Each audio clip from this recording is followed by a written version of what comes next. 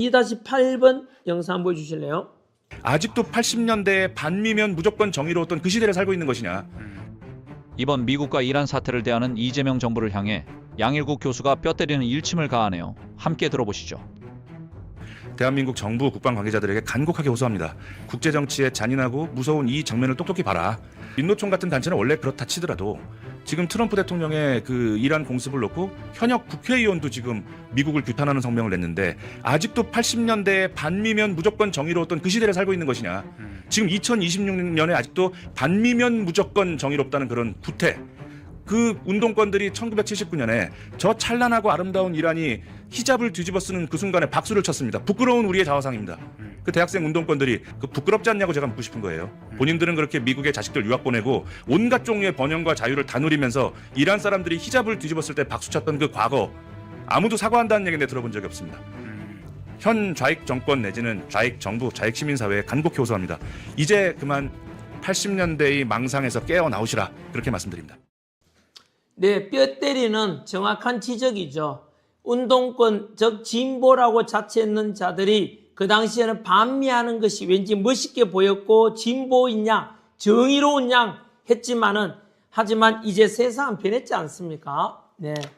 미국을 반대하면요, 세상에 살아남을 수 없다는 건 역사에 검증된 건데 이미 미국은 100년 전부터 여러분 이렇게 퀴즈 하나 낼까요? 우리나라가 조선시대 때 이제 우리 동양에 있는 조선, 청나라, 일본, 러시아 이런 주변 3강대국과 이제 조선이 있었다면은 서양 나라 중에서 이제 문호 개방을 했을 때요. 즉 갑신정변이 있었고 그 전후 과정에서 서양 나라와 이제 수교를 하게 되는데 그 중에 첫 번째 나라가 어느 나라인지 아십니까? 서양 나라 중에 우리나라가 처음으로 수교한 나라가 어느 나라일까요? 퀴즈입니다. 네, 우리나라가 서양 나라 중에 최초로 수교한 나라가 바로 1882년 4월 달에 음력 바로 조미수호 통상조약을 통해서 미국이 최초로 서양 나라 중에서 수교를 했어요. 놀랍지요? 그럼 되물어 보겠습니다. 지금도 우리나라와 서양 나라 중에 그래도 가장 군사적으로 제일 친한 나라가 미국 아닙니까? 그리고 그 무렵에 바로 직후에 육일준이가 서유견문을, 육일준이 오빙 사절단으로 갔다가 미국을 견학하고 유럽을 거쳐서 와서 나중에 서유견문, 서양 나라를 자기가 보고 들은 것을 기록했는데 보면은 미국에 대한 언급이 많이 나와요. 국비 유학생으로 보낸 엘리트 유학생이었는데 바로 빨리 우리가 미국을 받아들여야 된다. 미국이라는 나라는 법치와 민주주의가 발전한 나라이며 우리 조선이 번영하려면 미국을 모델로 해야 된다라고 했던 선각자가 바로 육일준이었어요. 하지만 대다수 그 당시에 정신 못 차리는 사람들이요, 결국은 우왕좌왕 하다가 그 정도 그랬고 결국은 우리는 청일전쟁과 러일전쟁을 겪고 난 뒤에 일본 식민지로 전락해버렸는데요. 그 당시에 바로 미국이 가장 강하고 가장 힘세니까 빨리 모델을 삼아야 된다라고 했고 그래서 우리보다 먼저 미국과 수교에 있는 나라가 어느 나라인지 아십니까? 네, 바로 일본입니다. 일본은 우리보다는 그 20년 앞선 1864년 미일 그 통상조약 1868년 그 4년 뒤에 이제 정식 수교를 하게 되죠. 페리 제독이 왔을 때 일본은 사무라이들이 맞짱 뜰까 하는데 사무라이 아무리 칼질 잘해도 미국 페리 제독이 왔는데 여러분 그 총 앞에 대포 앞에 맞설 수가 없지 않습니까? 그것을 알아차리고 일본은 얼른 미국식으로 바꾸자라고 해서 아시아 나라 중에 처음으로 입헌군주제를 도입하고 서구식 민주주의 또는 서구식 자본주의 제도를 도입하게 되죠. 우리는 그것을 거부하다가 결국은 위정척사 사상 들어봤죠? 거부하고 하다가 결국에는 식민지로 전락하게 되었지요. 그때나 지금이나 제일 바로 미국이라는 나라에 대해서 그 미국이라는 나라는 이제 그 뒤로 우리가 깨달은 게 뭡니까? 수교도 제일 먼저 수교했지만은, 그죠? 미국 수교하고 난 뒤에 영국, 그 다음에 독일, 이탈리아, 러시아 이런 순서대로 수교하게 되는데 서양 나라 중에서는요. 아무튼 제가 드리고 싶은 말씀이 뭐냐면요. 그때나 지금이나 미국에 대한 나라에 대해 상징이 한번 생각해 보세요. 우리나라의 주한미군이 주둔하게 된 것은 언제입니까? 네, 일본을 몰아내고 우리나라 용산에 광복 직후에 일본군 무장해제시킨다는 이유로 우리나라의 주한미군이 용산에 주둔하기 시작하거든요. 그리고 미군 철수하고 딱 1년 만에 6.25 전쟁이 터져요. 역사의 교훈으로 삼아야 되겠죠. 한 번 더 말씀드릴까요?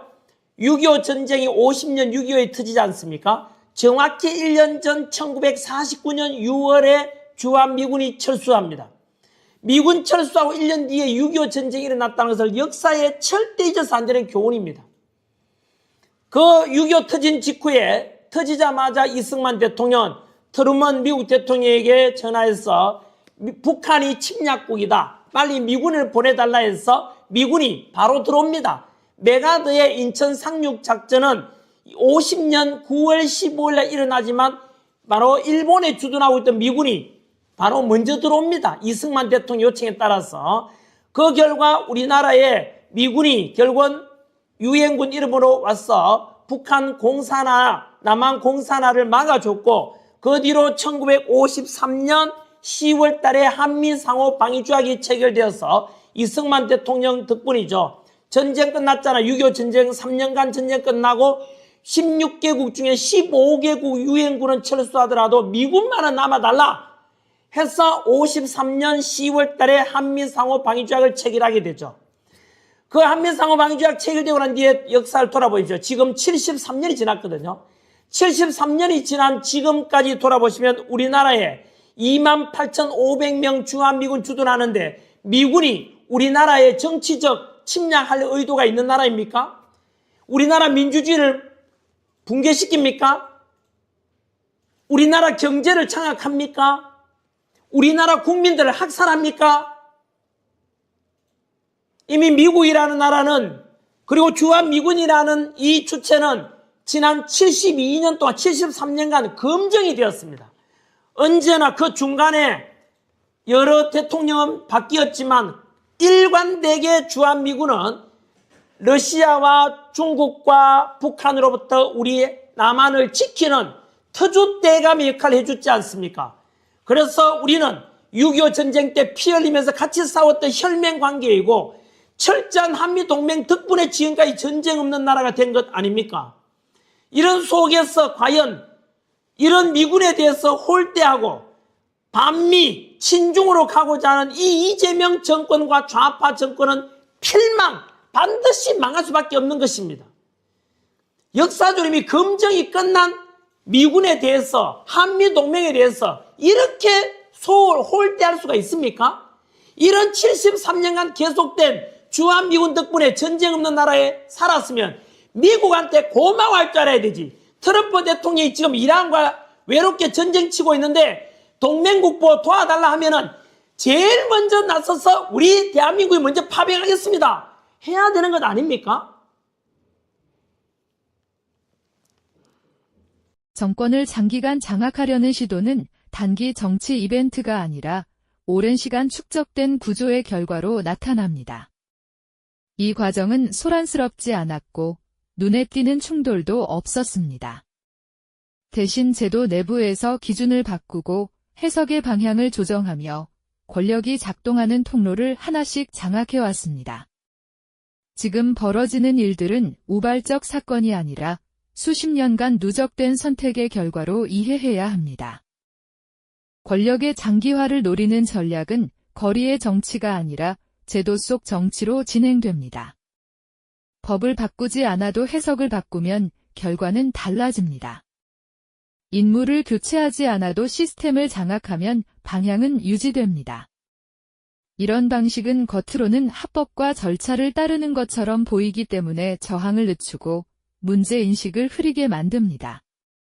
정권 장악의 핵심은 권력을 드러내는 것이 아니라 권력이 보이지 않게 작동하도록 만드는 데 있습니다.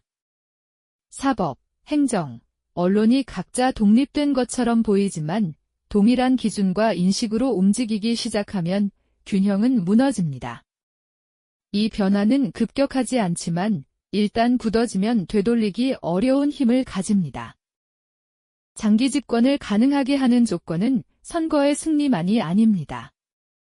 선거 이후에도 유지되는 구조, 정권이 바뀌어도 흔들리지 않는 기준, 반대 의견을 제도적으로 무력화하는 관행이 핵심입니다. 이 조건들이 충족되면 정치적 경쟁은 형식만 남고 실질은 사라집니다. 언론의 역할 변화는 체제 장악의 신호 중 하나입니다. 비판과 검증보다 방향 제시가 앞서고 사실 전달보다 해석이 강조될 때 정보 환경은 빠르게 왜곡됩니다.